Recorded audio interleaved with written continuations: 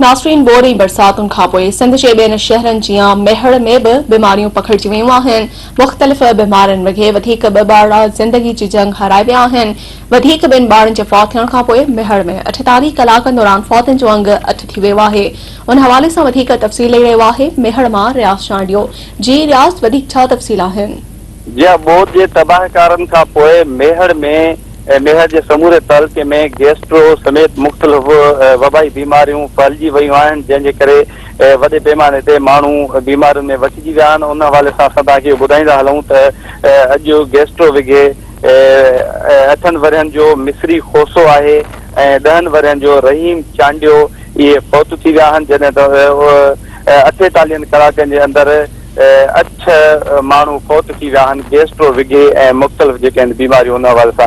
हाणे हिन हवाले सां हिन वक़्तु सूरत हाल आहे त सिहत खाते पारां जेको सिहत खातो सरकार जो आहे त उन पारां के बि माण्हुनि खे बचाइण लाइ इंतज़ाम न आहिनि कया विया। गैस्ट्रो जीअं तेज़ी सां फैलिजी रही आहे त बाख़बर बेख़बर ऐं लातालिक बणियल आहिनि, जॾहिं त अल मुस्तफ़ा वेलफेयर ट्रस्ट जे अॻुवाणनि पारां मियां अब्दुल हक जेतोई ऐं या मुख़्तलिफ़ जेके आहिनि समाज सुधारक डॉक्टर मोहम्मद खान शेख, इमरान पाही ऐं ॿियनि पारां मुख़्तलिफ़ जेके आहिनि तिबी कैंपूं लॻायूं वञनि थियूं पियूं ऐं उते माण्हुनि खे प्रॉपर तरीक़े सां इलाजु ॾिनो वञे थो।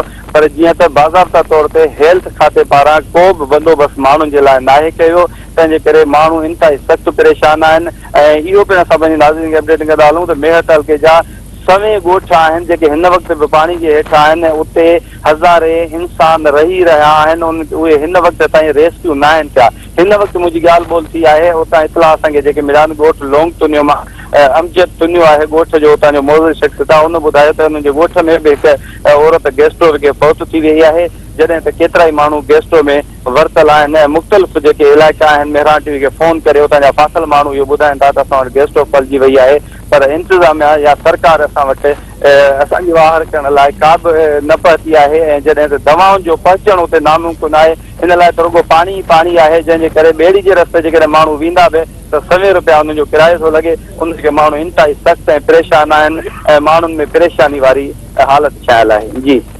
रियाज़, तव्हांजी महिरबानी।